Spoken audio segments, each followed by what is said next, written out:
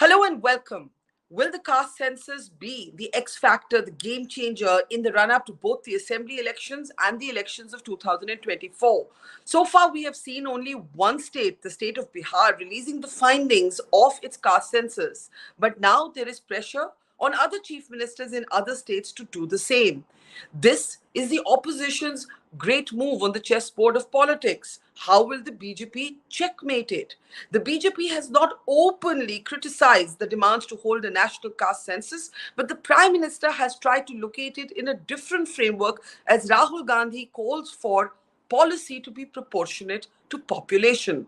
This after the startling findings of the Bihar census that show an overwhelming number of people are either from the OBC, the SC, or the ST caste communities.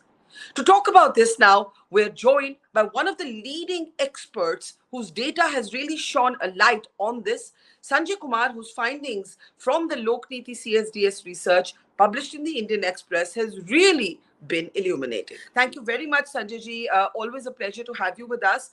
Let me start by asking you to give us the big picture before we actually get into individual parties and their performance with the OBC vote.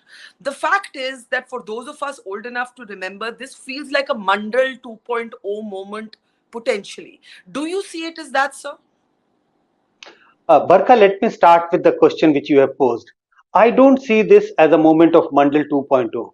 What is the reason? See, uh, if a new brand is introduced, then there is an attraction for the new brand. And I'm referring to Mandal 1.0. When it was introduced in the early 90s, there was an attraction. Attraction means the OBCs got united, they led a movement, and finally we know that provision of reservation was implemented for OBCs in central government jobs and in central government institutions. While yes, there is a possibility of Mandal 2.0, but the intensity of Mandal 2.0 is not going to be like 1.0. Reason behind this is kind of reintroducing the same thing. If in a marketing strategy, if I want to say, if you introduce the same product with some minor changes, people don't have attraction for that. A new product comes, then people have an attraction. That's one reason. And the other reason, Mandal 1.0, OBCs were united. There was no talk about upper OBC and lower OBC. But during last 2 decades in the Indian politics, there's a lot of talk about upper OBC and the lower OBC. BJP has done a lot of hard work. When I say hard work, they have politically made moves to make inroads among the lower OBCs, send out signals to the upper OBCs, the lower OBC caste, that in the name of reservation, all the benefits have been cornered, or largely the benefits have been cornered by the upper OBC caste. So why it is not Mandal 2.0? Because the OBC is not as united now as it was in early 90s. That is why I think, yes, we get some hints. Yes, some political mobilization will take place around this issue in 2024, but I personally don't think this is a moment of Mandal 2.0. Very interesting. Now, before I go to your own data, some of which is playing on our screen, if we can just go back to the Bihar census data, you will see, Mr. Kumar, the fact is that the point it essentially makes is that 85% of Bihar is either OBC, SC, or ST. If you break this down further, then what you actually find is that more than 63% are in fact from the OBCs and the EBCs, less than 4% are Brahmins, under 18% are Muslims, and so on. When you look at this data, what is the political point that you think the regional parties or the opposition are going to try and make with this data? Rahul Gandhi has already given a very contentious call, Jitni Abadi Utna Hak. When you look at these numbers, were you surprised to see these numbers, or were these numbers as you expected? Are these going to change, for example, Bihar politics? Barkha, I was not surprised at all when I saw the numbers, because the numbers are more or less same as had been speculated. I'm using the word speculated because the last census was done almost like in 1931, and after that there has been no census. But we kept talking about Yadavs in the range of 14, 15, 16%, Brahmins in the range of say 3, 4%. So if I look at the estimates released by the recent census, caste census in Bihar, there is no surprise.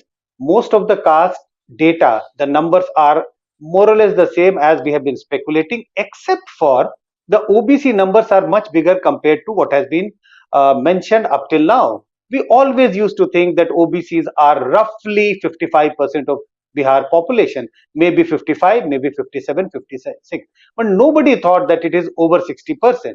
So that's one surprise, and I think that's the figure around which regional parties are going to play politics. And I'm using the word play politics because they might demand for a higher proportion of quota for OBC in central government jobs, which may not be possible immediately because there is a cap by the Supreme Court that you can't exceed 50% quota of reservation.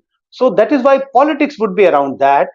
I think there is a package in the hands of OBC, in the hands of regional party. What is that package? What is the message they can, go with to the OBC voters? First, they might say, OBC has been denied benefits of reservation for so many decades, and it was only in the 90s that they got reservation in central government jobs.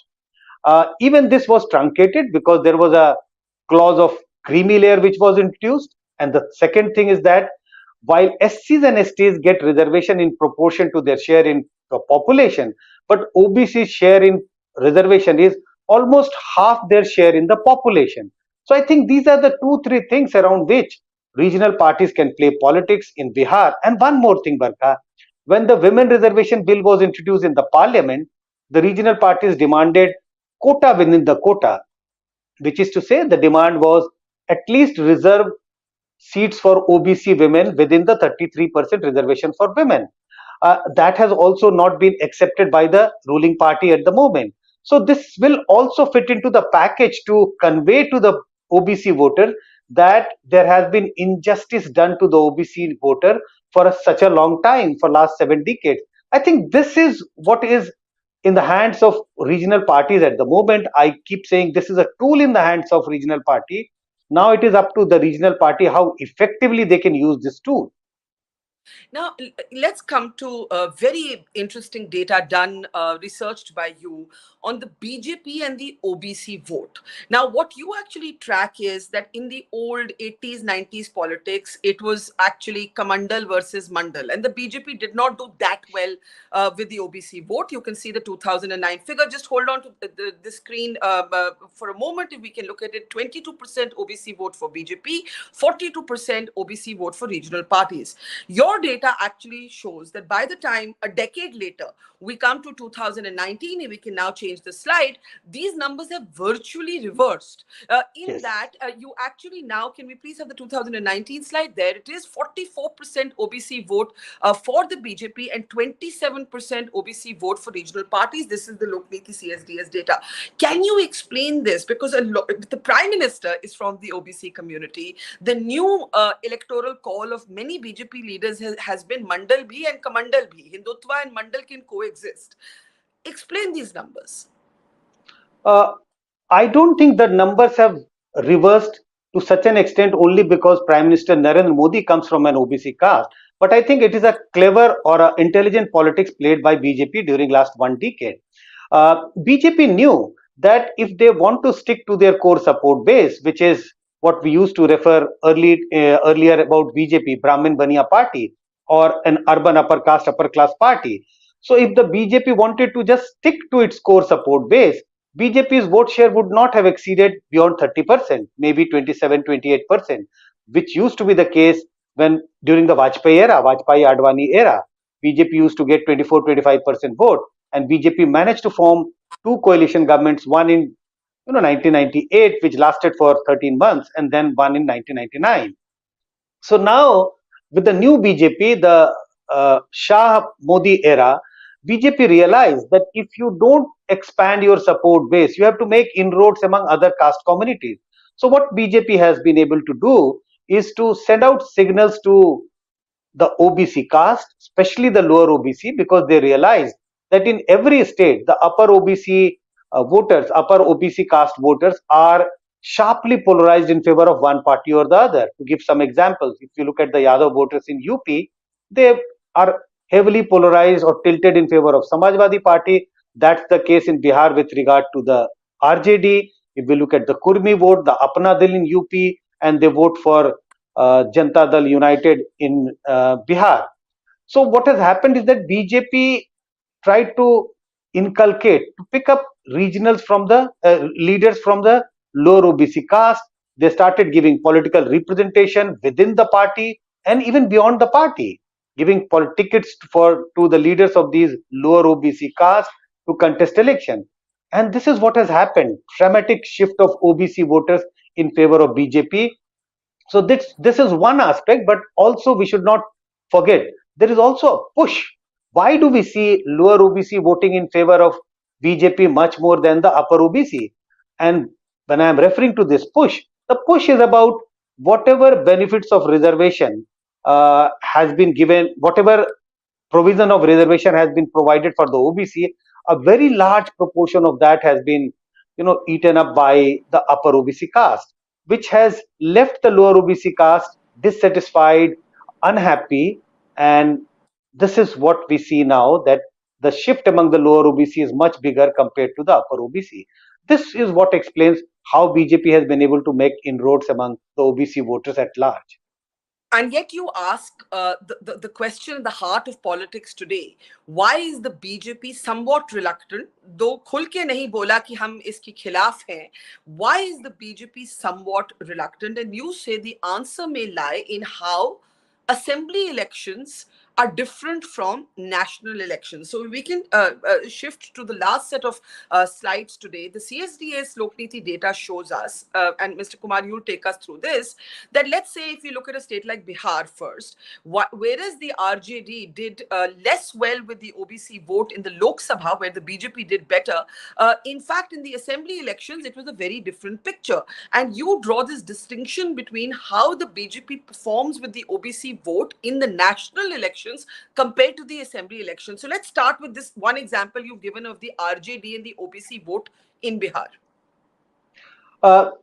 Barkha, first, why there is some reluctance among the BJP, while we are not, at least I would also not say that BJP has said no to the caste census, but reluctance because there is a fear that, the OBC, once there is a national number for OBC caste, the regional parties may be able to play politics around that. BJP also understand that if you want to remain, the party wants to remain dominant in Indian politics, you have to have, the party has to remain popular among the OBC. You need the OBC voters because OBCs are largely 50% of India's voter. If the OBC's voters move away from BJP, BJP will still be a dominant party, but not as dominant as it is at the moment. And BJP might get reduced to the same party of the Advani Vajpayee era with about 30% vote, getting 200 seats or less than 200 seats. So I think that's the reason why BJP is somewhat reluctant in carrying out a national caste census. We also see the difference if we talk about the assembly election and the Lok Sabha election. Elections after elections, especially during the last 5 years, if we look at most of the state assembly elections, and if you compare how the OBCs have voted in these state assembly elections, the same state, and whenever there is a Lok Sabha election in the same state, you will find that the OBC voters are more sharply polarized in favor of the regional party in that state, the dominant regional party in that state, in a state assembly election, less when it comes to the Lok Sabha election. And I think the only one factor which shifts the OBC votes away from the regional party towards BJP in a national election is Prime Minister Narendra Modi. Narendra Modi still remains very, very popular. So in the Lok Sabha election, same voters know that, okay, you are a supporter of a regional party, but this is not an election to form a government in the state. This is an election to form the national government. This is an election to elect your prime minister. And they think there is no match for Prime Minister Modi at this moment. That is what explains why we see a shift of OBC vote away from regional parties if we look at from assembly to the Lok Sabha election. Fascinating. But in the beginning, you said that Mandal 2.0, you don't think will be a big game changer because the same product repackaged doesn't work. Clearly, the opposition thinks otherwise. The opposition has given this call for Jitni Abadi Utna Hak. a slogan so controversial that even Abhishek Singhvi momentarily criticized it and then deleted his tweet on it. When you look at this being the framework for politics, see, copycat demands have started in other states. Odisha is now talking about releasing a caste census. Bhupesh Baghel is being asked कि आपने census तो कर लिया, आप उसकी findings release क्यों नहीं कर रहे हैं? Do you think the BJP's counter to this might be to go full steam ahead with one nation, one poll, especially given the discrepancy between assembly and national elections when it comes to the BJP's performance with OBC vote? If those elections are held simultaneously, the story could be very different. No, certainly there are evidences that if you hold simultaneous election, the possibility of people voting on similar patterns is much higher if you hold the simultaneous election for Lok Sabha election and assembly election. And there is an evidence for that. I have done some research and written some article where the data is already cited. So simultaneous election would be kind of a counter to this. The split vote of the OBC for a regional party in a state assembly election and shift in favor of BJP in a national election. But I doubt that in the next few months, this one nation, one election is going to be a reality. It will take some time. And that is, I think, precisely why a lot of regional parties are opposed to this whole idea of one nation, one election, because the regional parties' support base will get not diminished, but it will get declined. And if I talk about the smaller regional parties, the dominant regional party would still survive, but the smaller regional parties are going to be wiped away if we hold simultaneous election for Lok Sabha and state assembly election. So let's come back finally to the caste census. How are you seeing politics around this shape up? Even the RSS has in principle accepted now the need for caste-based reservation. So basically, while the BJP will seek to consolidate a Hindu identity, a political Hindu identity, the opposition will hope like hell to stratify it. In this battle, how do you see politics shaping up against the backdrop of this caste census politics? Barkha, first, I don't think any party would have the courage to oppose that there should not be a caste census, or uh, people belonging to different castes should not be given representation in proportion to their share in population. Nobody would have the courage to come out in public to say, no, this is not the way politics should be done. But I think there are a couple of things while regional parties would still keep claiming or keep demanding जिसकी जितनी संख्या भारी उतनी उसकी हिस्सेदारी, kind of a slogan in different forms, that OBC should be given more representation and there should be a national census for OBC, because OBCs remains the core support base of the regional party, and they would like to wean back the OBC support base which they have lost to BJP, at least for the Lok Sabha election. So for them, this is going to be the plank. They would keep pressing the BJP, the central government, and the state governments where BJP is in power to hold an OBC census and release this data.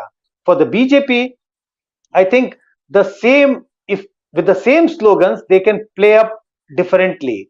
And as you would have noticed that in Bihar, people have already started talking about that if you're talking about representation in proportion to the share in population, then what about the Muslims? Where are Muslims in the ministry? Because if you look at the number of Muslims in Bihar, they are roughly about 18% of Bihar's population. So this would be the one stand of BJP. They can play up this number in a different way. As we keep saying, if you have a half glass of water, some people say that the water, we have half a glass of water, and some people say half glass is empty. So the same data would be played up differently by BJP. And we should not forget that Prime Minister Modi has already tried to build up a different narrative, which is of class, to counter the caste narrative.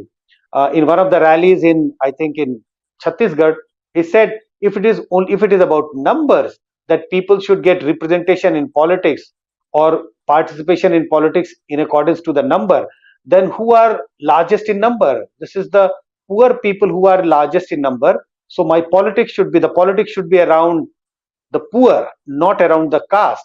He didn't say that not around the caste, but he is trying to play up class so that this politics around caste can be mellowed down, which is going to be the main tool for the opposition parties in 2024 elections. Absolutely. And for the opposition, there will be other ramifications. If you start linking policy with population, then tomorrow when delimitation comes and it privileges the more populated states, the southern states won't be able to complain. If you link population to policy, there's a kind of religious majoritarianism that can be invoked. So we saw the Prime Minister framing the issue very differently. I have one last question for you, sir. We spoke a lot about the OBC vote. What about the Dalit vote? The Dalit voter may not necessarily appreciate being conflated with the OBC voter, especially if there are now fresh demands for a different quota policy. The Dalit voter may argue that our historicity of being oppressed with social stigma is not the same as the lived experience of at least all OBC communities. The Dalit vote is also something that the BJP has actually assiduously courted, and we have seen with some success in states like Uttar Pradesh. How might you think be the impact of what is essentially OBC politics on the Dalit vote? I think parties would be making a mistake if you try and cite, uh, when you argue for more quota for the OBC and you try to give examples of the Dalit vote, because Dalit vote should be kept away from all these narrative if you want to do clever politics, intelligent politics, and if you want to club this whole issue of OBC quota, OBC census along with the Dalit. I think parties, whichever party would try to do that, they would be making a mistake, because the social situation, yes, we can keep talking about economic situation. Even in terms of economic situation, the condition of Dalits has been much worse compared to the OBCs. In terms of social situation, the situation is completely different. The social hierarchy, the situation is completely different. So Dalit politics, the Dalit quota, the issue of Dalit reservation, Dalit quota should be kept away from this whole discussion, whole campaign around the OBC vote.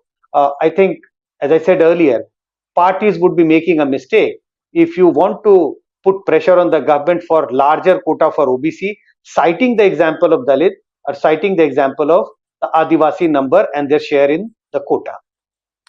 As a psephologist, what is the one data point that you will be looking very closely at in the next few months?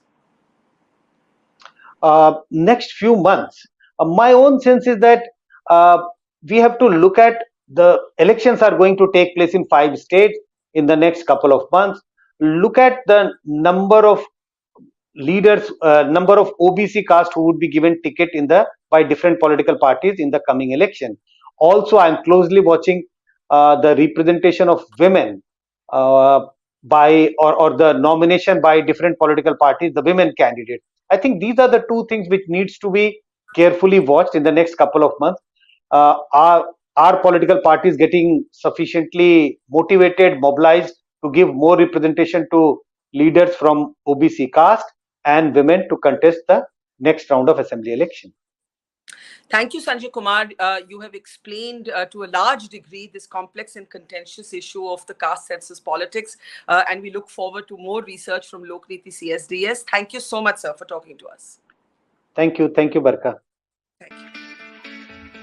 It's great to see you here. Thank you for watching our work. If you haven't subscribed yet, don't forget to click the bell icon and subscribe to Mojo Story and support independent, robust journalism.